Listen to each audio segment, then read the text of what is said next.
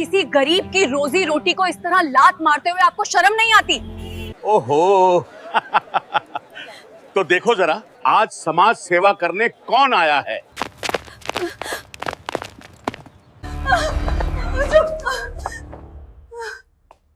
डालो इसे लॉकअप में।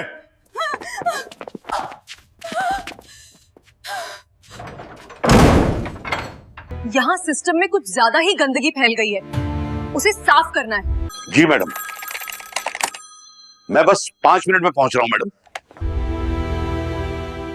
दिनों से नहीं बन। मैडम आप कौन हैं? সকালবেলার নরম রোদ ছড়িয়েছিল। রাস্তায় তখন সবেমাত্র লোকজনের আনাগোনা শুরু হয়েছে। ঠিক সেই সময় সাধারণ পোশাকে কোনো নিরাপত্তা বা আড়ম্বরে ছাড়াই এক নারী শান্ত পায়ে বাজারের দিকে যাচ্ছিলেন। তিনি কোনো সাধারণ নারী ছিলেন না, তিনি ছিলেন আইপিএস আয়েশা মির্জা। আজ তিনি নিজের পদমর্যাদা লুকিয়ে রেখেছিলেন, কারণ তিনি স্বচক্ষে দেখতে চেয়েছিলেন যে সাধারণ মানুষের সাথে এই সিস্টেম বা প্রশাসন কেমন আচরণ করে। হাঁটতে হাঁটতে তার নজর পড়ল রাস্তার পাশে দাঁড়ানো ছোট্ট একটা ঠেলাগাড়ির ওপর। ফুচকার বা পানিপুরির সেই ঠেলাগাড়িতে লেখা ছিল ইউসুফ চাচার বিখ্যাত পানিপুরি। মাঝবয়সী এক লোক, কপালে তার ঘামের ফোঁটা, কিন্তু চোখে এক অদ্ভুত প্রশান্তি। হাসি মুখে ক্রেতাদের ফুচকা খাওয়াচ্ছিলেন। আয়েশা সেই ঠেলাগাড়ির কাছে গিয়ে হেসে বললেন, কাকা, 1 প্লেট পানিপুরি দিন তো। ইউসুফ চাচা মাথা নিচু করে সালাম জানিয়ে বললেন, অবশ্যই ম্যাডাম, বলুন ঝাল বানাবো নাকি মিষ্টি। আয়েশার চোখে দুষ্টুমির ঝিলিক খেলে গেল। তিনি বললেন, একটু ঝাল করে বানান, যেন খেয়ে মজে যায়। কাকা হাসলেন, এই নিন ম্যাডাম, এক্ষুনি দিচ্ছি। তিনি খুব যত্ন করে পেঁয়াজ আলুর মশলা ভরে পুদিনা আর তেঁতুলের পানিতে ডুবিয়ে ফুচকাটি আয়েশার দিকে বাড়িয়ে দিলেন। আয়েশা যেই প্রথম ফুচকাটি মুখে দিয়েছেন, হঠাৎ চারপাশের হাসি আর কোলাহল যেন মুহূর্তেই থমকে গেল। 2টো বুলেট বাইকের আওয়াজ তুলে 3 জন কনস্টেবল আর একজন রাজবাড়ি ইন্সপেক্টর রাজেশ ঠাকুর সেখানে এসে হাজির হল। বাইকটি ঠিক ঠেলাগাড়ির সামনে এসে থামল। রাজেশ ঠাকুর তার বড় বড় গোফে তা দিয়ে কর্কশ গলা ধমক দিল, আরে ইউসুফ, আবার তুই এখানে দোকান লাগিয়েছিস? তোকে কতবার বুঝিয়েছি রাস্তায় ব্যবসা করবি না, তুই তো কথাই শুনিস না। ইউসুফ চাচার মুখ ভয়ে শুকিয়ে গেল। হাত জোর করে তিনি বললেন, স্যার, আমি গরিব মানুষ, বাচ্চাদের পেট চালাতে হবে, আমি তো একপাশেই দোকান লাগিয়েছি, কারো কোনো সমস্যা হচ্ছে না। রাজেশ ঠাকুর অট্টহাস্য দিয়ে বলল, সমস্যা হচ্ছে না? তুই আমাদের শেখাবি সমস্যা হচ্ছে কিনা? আর হ্যাঁ, এই সপ্তাহের হপ্তা কোথায়? মনে হচ্ছে ব্যবসা তো ভালোই চলছে। কাকার চোখ ছলছল করে উঠল। স্যার, এখনো তো বউনেই হয়নি, সন্ধে পর্যন্ত যা হবে আমি থানায় পৌঁছে দেব। রাজেশ ঠাকুরের চোখ রাগে লাল হয়ে গেল। সন্ধ্যা পর্যন্ত? আমাদের কি তুই বোকা পেয়েছিস? কাকা কিছু বলার আগেই একজন কনস্টেবল এগিয়ে এসে ফুচকার মশলাদার পানি রাস্তায় উল্টে দিল। এরপর রাজেশ ঠাকুর লাথি মেরে ঠেলাগাড়িটি উল্টে ফেলে দিল। সেদ্ধ আলু, মটর, পেঁয়াজ, মিষ্টি চাটনি সব রাস্তায় ছড়িয়ে পড়ল। ইউসুফ চাচার হাড় ভাঙা পরিশ্রম আর তার মেয়ের ডাক্তার হওয়ার স্বপ্ন সব যেন ওই নোংরা রাস্তায় ধুলোয় মিশে গেল। কাকা মাটিতে বসে তার ভেঙে যাওয়া ফুচকাগুলোর দিকে তাকিয়ে রইলেন। চোখ দিয়ে অজরে জল পড়ছিল। এই দৃশ্য দেখে আয়েশার রক্ত টকবক করে ফুটে উঠল। একজন আইপিএস অফিসার হিসেবে নয়, একজন মানুষ হিসেবে তার বিবেক জেগে উঠল। তিনি এগিয়ে গিয়ে কড়া গড়ায় বললেন, এ কেমন আচরণ? একজন গরিবের রুটি রুজিতে এভাবে লাথি মারতে আপনাদের লজ্জা করে না? রাজেশ ঠাকুর এবং তার সিপাহীরা চমকে আয়েশার দিকে তাকালো। রাজেশ তাকে আপাদমস্তক দেখে অবজ্ঞার হাসি হেসে বলল, ওহো হো, দেখো দেখো, আজ আবার কে সমাজসেবা করতে এসছে। আরে ম্যাডাম, তুমি কে হে? এই দোকানদারের আত্মীয় নাকি? নিজের কাজে যাও, এখানে নেতাগিরি দেখিও না। পাশে দাঁড়ানো কনস্টেবল ইমরানও হেসে উঠল। মনে হচ্ছে ম্যাডাম শহরে মতুন এসছেন, জানেন না ইন্সপেক্টর রাজেশ ঠাকুর কে? আয়েশা গভীর শ্বাস নিলেন। তার কণ্ঠে ছিল এক অদ্ভুত প্রশান্তি, কিন্তু দৃঢ়তা। তিনি বললেন, আমি যেই হই না কেন এই দেশের একজন নাগরিক, আর চোখের সামনে অন্যায় দেখলে আমি চুপ থাকতে পারি না। আয়েশার কণ্ঠে আবার ঝড়ের পূর্বাভাস। তিনি চিৎকার করে বললেন, বলুন, কোন আইন আপনাদের এই অধিকার দিয়েছে যে একজন গরিবের রুটি রুজিতে এইভাবে লাথি মারবেন?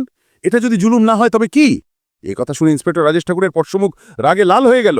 সে ভিড়ের দিকে তাকে গর্জন করে বলল, থাম, তোকে এখন আইনের আসল মানে বোঝাচ্ছি। পরের মুহূর্তেই সে আয়েশার গালে সপাটে এক চোর মারল। আওয়াজটা এত তীব্র ছিল যে মনে হচ্ছে সময় থমকে গেছে। আয়েশার গালে আঙুলের লাল দাগ ফুটে উঠল। চারিদিক পিনপতন, নীরবতা। কেউ বিশ্বাস করতে পারছিল না যে একজন পুলিশ অফিসার প্রকাশ্য বাজারে একজন নারীর গায়ে হাত তুলতে পারে। ইউসুফ চাচা তো পাথর হয়ে গেছেন। পুলিশদের কোনো বিকার নেই। তারা নোংরা হাসি এসে বলল, কি ম্যাডাম, খুব তো আইন শেখাতে এসছিলে, এবার বুঝলে তো পুলিশের সাথে মুখে মুখে তর্ক করার ফল। আয়েশা গালে হাত দিয়ে ব্যথা অনুভব করলেন, কিন্তু ব্যথার চেয়ে অপমানের জ্বালা বেশি ছিল। তার ভেতরের রাগ তখন আগ্নেয়গিরি হয়ে উঠেছে। কনস্টেবল আয়েশার হাত ধরে বলল, স্যার, একে থানায় নিয়ে চলেন। রাজেশ ঠাকুর গর্জন করে বলল, হ্যাঁ নিয়ে চল, থানাতেই ওর সব জারুজুরি বের করব। আয়েশা ভাবলেন এখনই নিজের পরিচয় দেবেন, কিন্তু পরক্ষণেই থামলেন। তিনি ভাবলেন, আজ যদি আমি আমার পরিচয় দিই তাহলে এই অফিসাররা ভয়ে আমার পায়ে পড়বে, কিন্তু ওই সাধারণ নারীর কি হবে যার কোনো ক্ষমতা নেই? আমি আজ দেখব এই সিস্টেম একজন সাধারণ নারীর সাথে কতটা নিচে নামতে পারে। পুলিশ তো তাকে ধাক্কা দিয়ে গাড়িতে তুলল। আয়েশা চুপ রইলেন, কিন্তু তার চোখে ছিল ঝড়ের আভাস। রাস্তায় পুলিশরা তাকে নিয়ে নোংরা সব মন্তব্য করতে লাগল। কেউ বলল, বড় ঘরের মেয়ে মনে হচ্ছে, নিশ্চয়ই কারোর সঙ্গে পালিয়ে এসছে। আয়েশা সব শুনলেন, প্রতিটি অপমান মনে গেঁথে রাখলেন। থানায় পৌঁছানোর পর তাকে প্রায় টেনে হিঁচড়ে নামানো হলো। রাজেশ ঠাকুর হুকুম দিল, একে লকআপে ঢোকাও। একজন মহিলা কনস্টেবল এসে তাকে মহিলাদের লকআপে ঢুকিয়ে দিল। লোহার দরজা বন্ধ হওয়ার শব্দ হলো। লকআপের ভেতরটা যেন নরক, দম বন্ধ করা বাতাস, দুর্গন্ধময় কম্বল আর নোংরা পরিবেশ। সেখানে আগে থেকেই দুজন নারী ছিলেন, শাবানা আর 20 বছরের তরুণী সায়রা। শাবানা ভয়ে ভয়ে জিজ্ঞেস করল, বোন, তোকে কেন ধরল? আয়েশা ম্লান হেসে বললেন, একজন গরিবকে সাহায্য করার অপরাধে। শাবানা দীর্ঘশ্বাস ফেলে বলল, বোন, এই দেশে গরিবের কোনো জায়গা নেই, আইন শুধু বড় লোকেদের জন্য। সায়রা কেঁদে বলল, দিদি, আমি শুধু নিজের পছন্দে বিয়ে করতে চেয়েছিলাম, তাই পুলিশ আমাকে ধরে এনেছে, সকাল থেকে মারছে আর চুরির মিথ্যে অপবাদ দিচ্ছে। আয়েশার চোখ ভিজে এলো। তিনি বুঝতে পারলেন এটাই সেই বাস্তবতা যার অংশ তিনি নিজেও। কিছুক্ষণ পর ইন্সপেক্টর ঠাকুর পান চিবোতে চিবোতে লকআপের সামনে এলো। কি খবর সমাজসেবী ম্যাডাম, আমাদের সরকারি মেহমানখানা কেমন লাগছে? আয়েশা তার চোখের দিকে তাকিয়ে শান্ত গলায় বললেন, ইন্সপেক্টর, তুমি ভালো কাজ করনি, তুমি তোমার উর্দিকে অপমান করেছ। রাজেশ এসে পান ফেলে বলল, আমাকে উর্দির পাঠ শিখিও না, চুপচাপ এই কাগজে সই করে দে যে তুই সরকারি কাজে বাধা দিয়েছিস আর মাতাল হয়ে হাঙ্গামা করেছিস। আয়েশা সোজা হয়ে দাঁড়িয়ে বললেন, আমি কোনো মিথ্যে কাগজে সই করব না, আমি কোনো অপরাধ করিনি। রাজেশ দাঁত কিচকিচে বলল, করবি না? ঠিক আছে, তাহলে মশার কামড় খা, আর না হলে আমাদের অন্য উপায়ও আছে।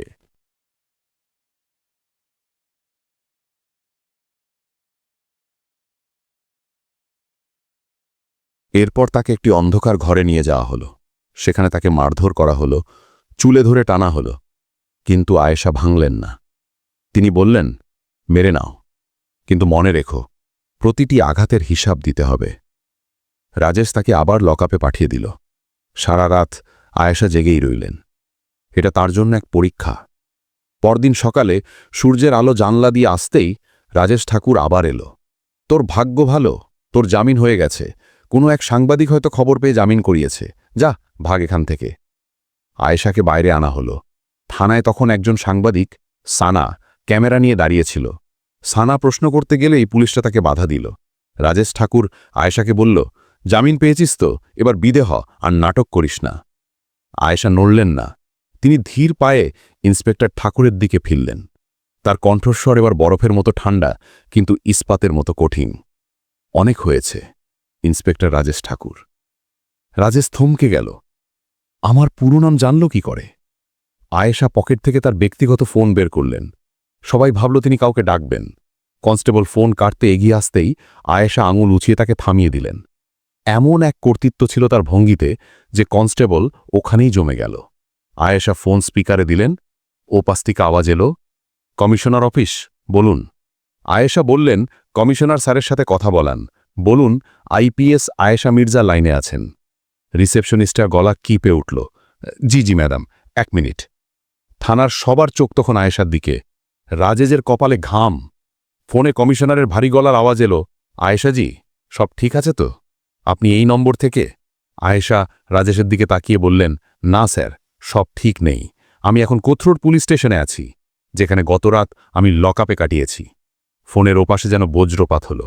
কি বলছেন আপনি? লকআপে?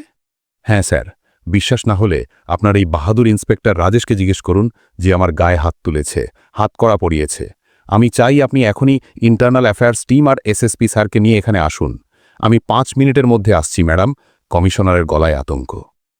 ফোন কেটে গেল। থানায় যেন মৃত্যুপুরীর নীরবতা। রাজেশের হাত থেকে লাঠি পড়ে গেল। সে তোতলামি করে বলল, ম্যাডাম আপনি? আয়েশা এগিয়ে এসে বললেন, আমি আয়েশা মির্জা, এই জেলার আইপিএস অফিসার। রাজেশ ঠাকুর ইমরান, রবি সবার মুখ ফ্যাকাশে হয়ে গেল। সাংবাদিক সানার ক্যামেরায় তখন শতাব্দীর সেরা খবর রেকর্ড হচ্ছে। রাজেশ ঠাকুর হাঁটু গেড়ে বসে পড়ল, ভুল হয়ে গেছে ম্যাডাম, চিনতে পারিনি। আয়েশা ধমক দিয়ে বললেন, দাঁড়িয়ে থাকো ইন্সপেক্টর। মিনিট 5 মধ্যে সাইরেনের শব্দে থানা কেঁপে উঠল। এসপি, এসএসপি সহ বড় বড় অফিসাররা ঢুকে স্যালুট ঠুকল। ধুলোমাখা শাড়ি, গালে চড়ের দাগ, কিন্তু আয়েশার চোখে আগুন। আয়েশা বললেন, গতকাল রাতে আমি দেখেছি আপনাদের পুলিশ সাধারণ মানুষের সাথে কি ব্যবহার করে। একজন গরিবের হয়ে কথা বলায় আমাকে চড় মারা হয়েছে, জেলে ভরা হয়েছে। এসপি সাহেব রাগে লাল হয়ে রাজেশের দিকে তাকালেন। রাজেশ তখন কাঁদছে। ম্যাডাম, মাফ করে দিন, আমার বাচ্চার কসম, চাকরি গেলে মরে যাব। আয়েশা বললেন, যখন ইউসুফ চাচার ঠেলায় লাথি মেরেছিলে তখন তার বাচ্চার কথা মনে ছিল না? যখন আমার গায়ে হাত তুলেছিলে তখন নিজের পরিবারের কথা মনে হয়নি? আয়েশা নির্দেশ দিলেন, কমিশনার স্যার, ইন্সপেক্টর রাজেশ ঠাকুর, কনস্টেবল ইমরান এবং ডিউটিতে থাকা বাকিদের আমি এখনই সাসপেন্ড করছি এবং এদের বিরুদ্ধে এফআইআর হবে। আমার গায়ে হাত তোলা, বেআইনিভাবে আটকে রাখা এবং গরিবের সম্পত্তি নষ্ট করার অপরাধে এদের বেতন থেকে ক্ষতিপূরণ নেওয়া হবে। থানায় পিনপতন নীরবতা। আয়েশা আরও বললেন, শাবানা আর সায়রাকে এখনই মুক্তি দিন, আমি নিজে দেখব তারা যেন ন্যায় বিচার পায়। বাইরে বেরিয়ে আয়েশা ইউসুফ চাচার কাছে গেলেন। চাচা কাঁদছিলেন। আয়েশা তার হাত ধরে বললেন, কাকা, মাফ করবেন, আমার সিস্টেমই আপনাকে কষ্ট দিয়েছে। আপনার ঠেলাগাড়ি আপনি ফেরত পাবেন, আর কেউ আপনার কাছে চাঁদা চাইবে না। মিডিয়ার সামনে দাঁড়িয়ে আয়েশা বললেন, আজ যা হলো তা লজ্জাজনক, কিন্তু এটা একটা নতুন শুরু। আমি কথা দিচ্ছি, আইন সবার জন্য সমান। পুলিশ যদি রক্ষক হয় তাহলে স্যালুট পাবে, আর ভক্ষক হলে শাস্তি। থানায় সিসিটিভি বসবে, প্রতি সপ্তাহে ফুটেজ চেক হবে। আয়েশা তার গাড়ির দিকে এগিয়ে গেলেন। তার শরীরে ব্যথা ছিল, কিন্তু মনে ছিল শান্তি। আজ তিনি শুধু একজন অফিসার হিসাবে নয়, একজন মানুষ হিসাবে পচে যাওয়া সিস্টেমকে একটা বড় ধাক্কা দিতে পেরেছেন।